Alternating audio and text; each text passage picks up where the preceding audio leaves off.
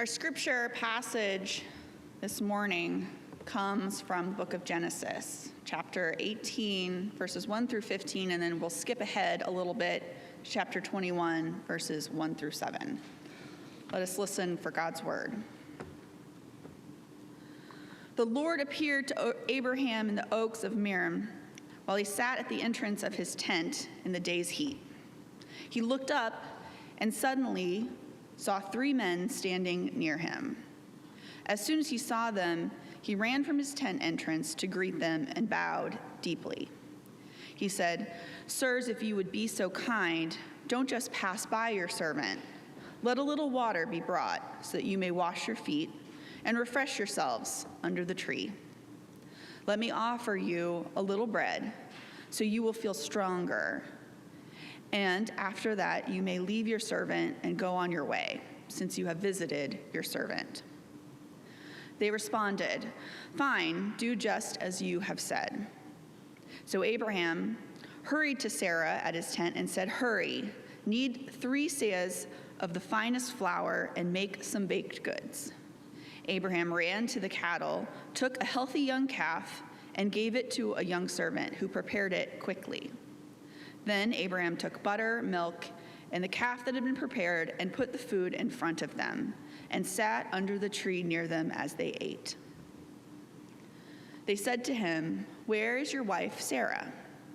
And he said, "Right here in the tent." Then one of the men said, "I will definitely return to you about this time next year. Then your wife, Sarah, will have a son." Sarah was listening at the tent door behind him. Now Abraham and Sarah were both very old, and Sarah was no longer menstruating. So Sarah laughed to herself, thinking, "I'm no longer able to have children, and my husband is old."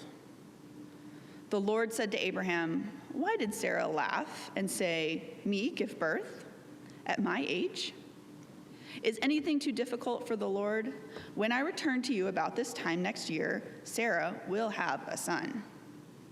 Sarah lied and said, "I didn't laugh," because she was frightened. But he said, "No, you laughed." The Lord was attentive to Sarah, just as he had said, and the Lord carried out just what he had promised her. She became pregnant and gave birth to a son for Abraham when he was very old, at a time when God told him. Abraham named his son, the one Sarah bore him, Isaac. Abraham circumcised his son Isaac when he was 8 days old, just as God had commanded him. Abraham was 100 years old when he had his son Isaac, and Sarah said, "God has given me laughter. Everyone who hears about it will laugh with me." She said, "Who could have told Abraham that Sarah would nurse sons? But now I've given birth to a son when he was old."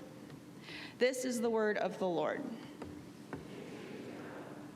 So I'll give you a bit of a fair warning. We are going to spend the next 4 weeks in Genesis.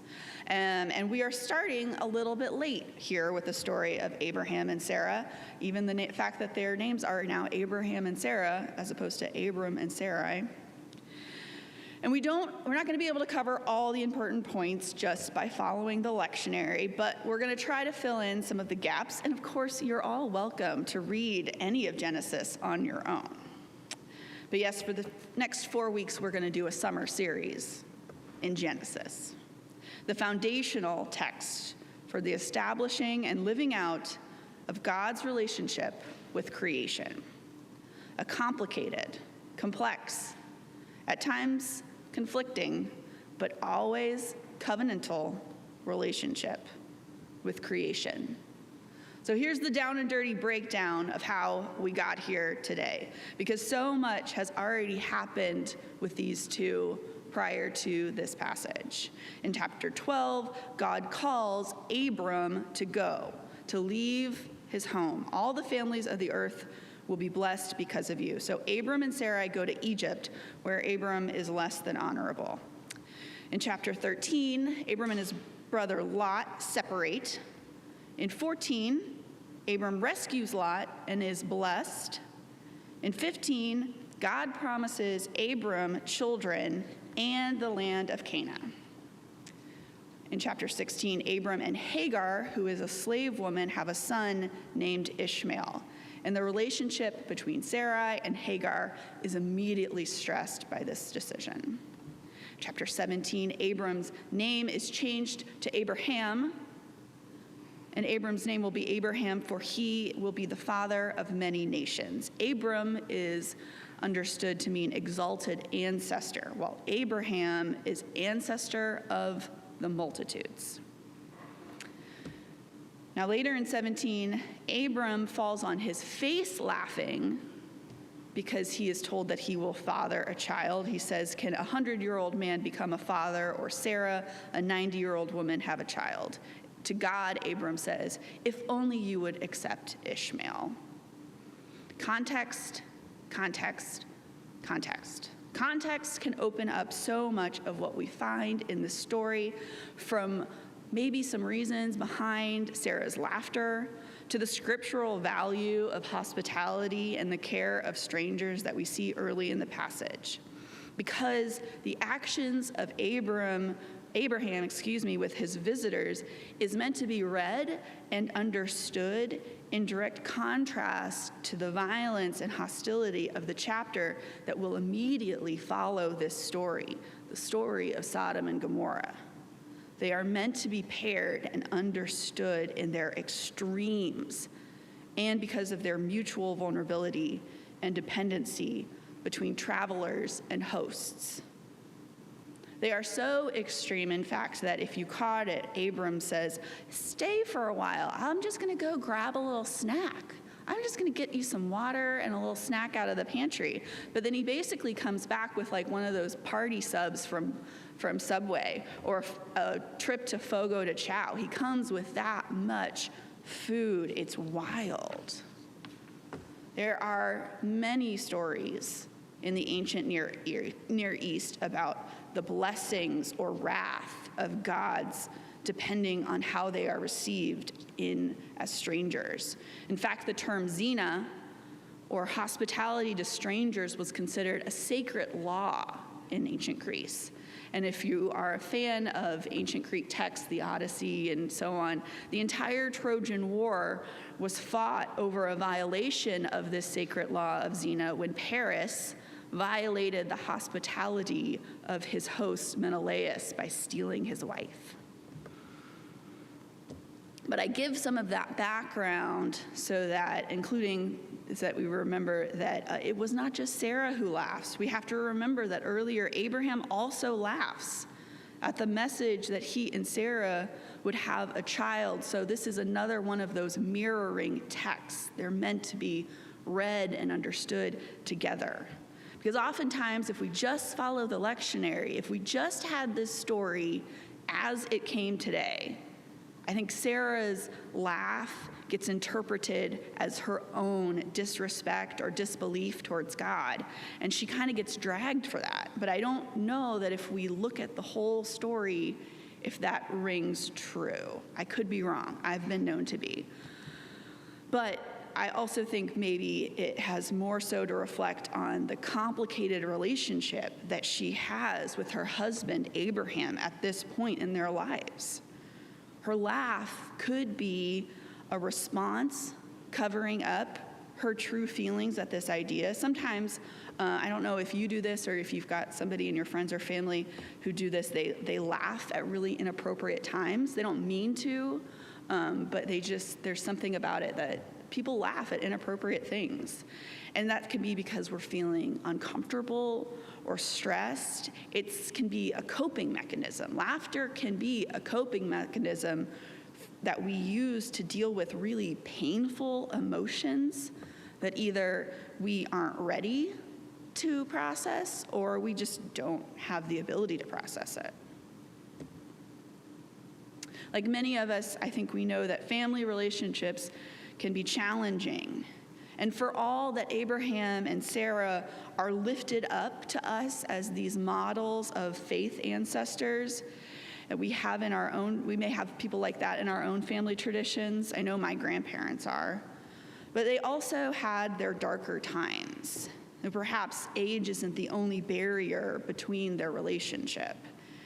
At this point in their marriage, not only has Abraham fathered a child with another woman, Hagar, but there are also several points leading up to this where, to save his own skin, he offers up Sarah to other men. So while he may be the picture of hospitality to these new travelers, I'm not sure he's going to be winning any Husband of the Year awards from Sarah. Perhaps her laughter is at the idea of reconciling and reconnecting with someone after experiencing such pain and betrayal. Who wouldn't feel like they needed to keep their guard up when the people who are supposed to care about us and protect us the most don't hold up their end of the bargain? It's a risk even within our own relationships, not just between strangers, to step out on a ledge like that. And we've mentioned it a little bit, and I'm not a parent myself, but this being Father's Day, I think for most of us, we will spend at least some time today reflecting either on our experiences with fathers or being a father or a parent and what that parental role and responsibility means. So for Sarah and Abram to commit to parenting together, even at their age, is almost like asking them for a renewal of their commitment to each other and to building a future together. Not to be crass, but they do need to come together again. And both Sarah and Abram initially laugh at the very idea of such a reconciliation after years of struggling, not just within their relationship, but also with infertility, a challenge that so many couples, women and men, face in life. I wonder if a laugh masks so much more than we could ever attempt to break down in one sermon. I think it's the kind of laugh that many know, but may struggle to articulate and speak out loud. But what we hear in this text is that God hears that laugh. God hears the trepidation and the discomfort and pain. God recognizes our coping mechanisms. And when Sarah denies laughing and kind of brushes off her reaction, saying, "Oh, I didn't do that. I don't feel like that," God says, "Oh, yes, you did. Yes, you do." I don't think this is a rebuke of Sarah. I think it's a recognition of her. God has seen her struggles. God has seen her tears. And when she denies what she wants, God repeats it back to her. God honors her in that repetition. There's a lot going on in this passage this week, and there's a lot going on in the world this week. We could be here all day. So I just want to take this last bit of time that we have together to affirm that whatever is going on with you, God recognizes it and recognizes what it means to you. Today is Father's Day. Whatever Father's Day means to you. We're still in Pride Month. Whatever pride means to you. This past Monday was Loving Day, whatever that means to you. And tomorrow, Monday, is Juneteenth, whatever that means to you. Whatever you're facing or realizing and needing of recognition in your life, God sees you. God recognizes our laughter and our tears, our joys and our challenges. This is, and a word we've been using a lot today, a blessing in the midst of life's big complexities.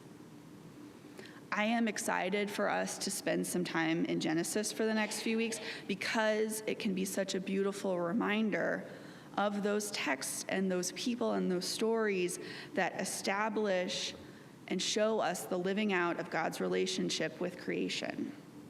A complicated, complex, at times conflicting, but always covenantal relationship with us.